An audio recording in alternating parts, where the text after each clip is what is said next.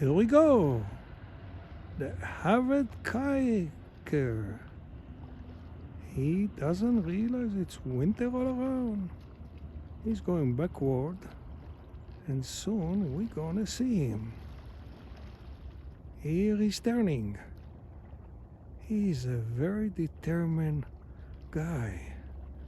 Isn't that a beautiful day? The water are not frozen, and he is still going. Look how beautiful it is. Do you see the view?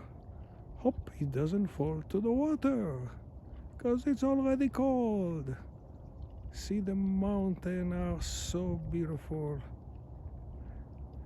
And he is going to the center. I admire this guy. Hope we all be so active, sportive like this guy. The lone kayaker.